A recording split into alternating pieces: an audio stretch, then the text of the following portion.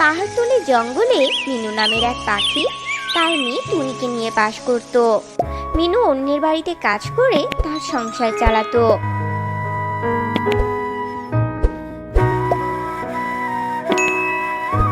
এদিকে সংসারের এত অভাব অনটনের মধ্যে দিয়েও মিনু তার মেয়ে টুনির পড়াশোনার খরচ চালিয়ে টুনিকে বড় করে তোলে। মা টুনি, তুই তো অনেক বড় হয়েছিস, তার উপর আমার বয়সটাও তো অনেক বেড়ে গেছে। এবার যদি আমি তোর বিয়েটা না দেই রে মা, তাহলে তো আমার মরেও শান্তি হবে না রে।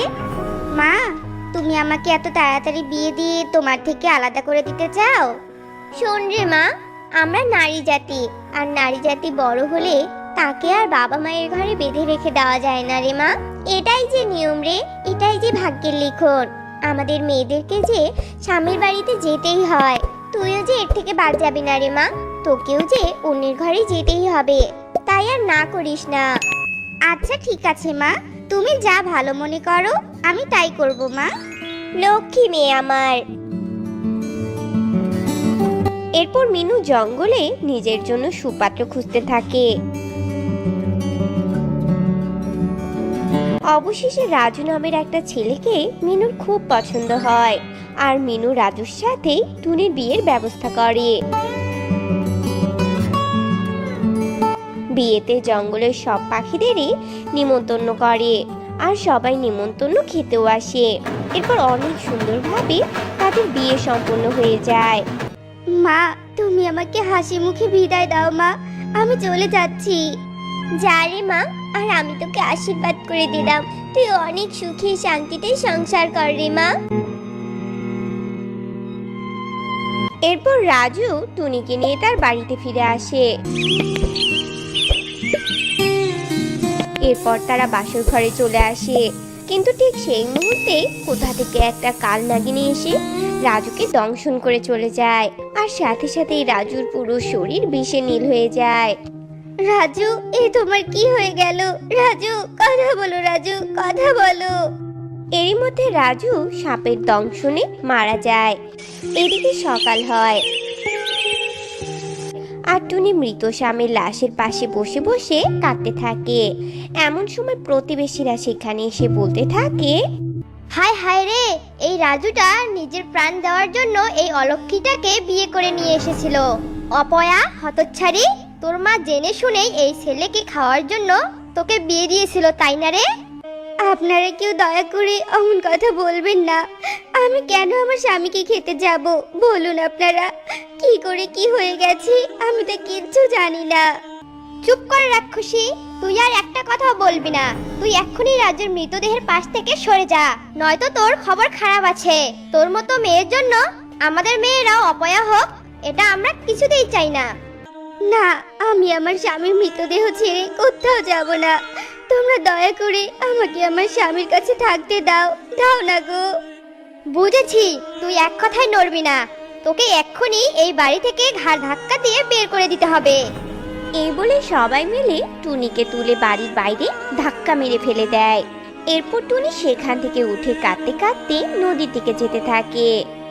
একে তো আমি আমার স্বামীকে হারালাম, তার উপর প্রতিবেশীদের এত কথা। আমি আর আমার এই জীবনটাই রাখবো না। আমি এক্ষুনি এই নদীর জলে ঝাঁপ দিয়ে মারা যাব, আত্মহত্যা করব। আমি রাখবো না আমার এই অপয়া জীবন, আর আমি রাখবো না। ও মেয়ে, কি হয়েছে তোমার? জলে ডুবে কেন মরতে চাইছো? আমি একটা অপয়া অলক্ষী, আমার জন্য আমার স্বামীকে সাপে কেটেছে। সমাজের সবাই আমাকে অলক্ষী বলে তাড়িয়ে দিয়েছে। এবার তুমি বলো তো নীলপালিশ গাছ, আমি আমার এই মূল্যহীন জীবন রেখে কি করব বলো তুমি? অনেক কিছু করবে, তার আগে আমাকে দেখতে দাও যে সাপ কেন তোমার স্বামীকে হত্যা করলো। আচ্ছা ঠিক আছে। এরপর নীলপালিশ গাছ দৈব শক্তি দিয়ে দেখতে থাকে। এ অনেক বছর আগের কথা, তুমি তখন সদ্য জন্ম নিয়েছিলে। তখন তোমাদের বাড়িতে খুশির বন্যা বয়ে যাচ্ছিল, আর তোমাদের বাড়ির এক কোণে এক কালনাগ আর কালনাগিনী বাসা বেঁধেছিল। এরপর একদিন, মিনু, আমি আজ বাজার থেকে গাভীর খাঁটি দুধ নিয়ে এসেছি। তুমি এগুলো আমাদের মেয়েদের খেতে দাও, আর ওরা খাওয়া শেষ হলে তুমি আমাকে একটু ভাত বেড়ে দিয়ে যেও তো। ঠিক আছে, তুমি বসো, আমি আসছি। সেই দিন মিনু যখন তার ছোট্ট মেয়েটাকে দুধ খেতে দিয়ে স্বামীকে ভাত বেড়ে দিতে যায়, এমন সময় দুধের গন্ধে সেখানে এক কালনাগ ছুটে আসে আর টুনির দুধের বাটি থেকে দুধ খাচ্ছিল। এটা মিনু এসে দেখে ফেলেছিল। রকি, তাড়াতাড়ি এদিকে এসো, দেখে যাও আমাদের মেয়ের দুধের বাটিতে সাপ।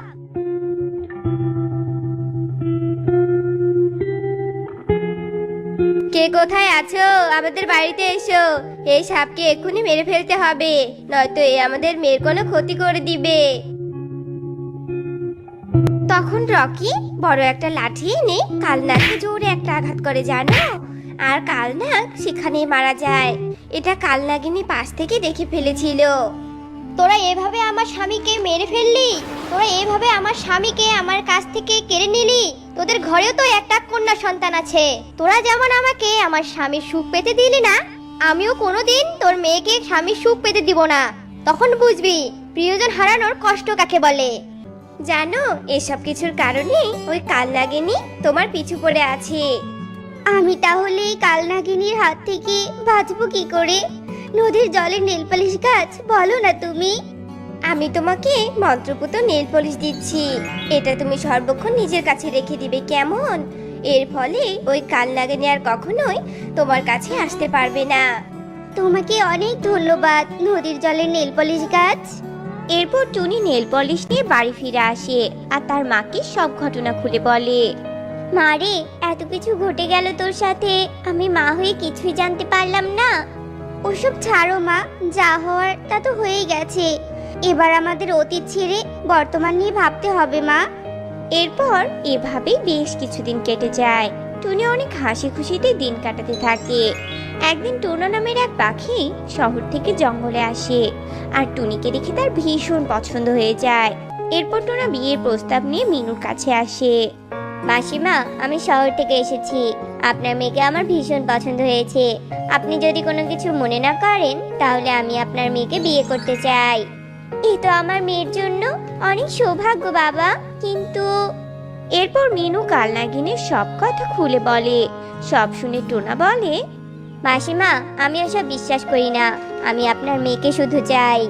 তোমার কথা শুনে আমি অনেক খুশি হলাম বাবা, এবার আমার মেয়েকে তোমার হাতে তুলে দিতে আমার কোনো সমস্যা নেই। এরপর মিনু টোনার সাথে টুনির বিয়ে দেয় আর টোনা টুনিকে নিয়ে শহরে চলে যায়। আর সেখানে তারা নদীর জলে নেল পলিশ গাছের দেওয়া নেল পলিশ নিয়ে অনেক সুখে দিন কাটাতে থাকে। তো বন্ধুরা, আমাদের আজকের গল্পটি তোমাদের কাছে কেমন লেগেছে তা কমেন্টে জানাতে ভুলো না কিন্তু।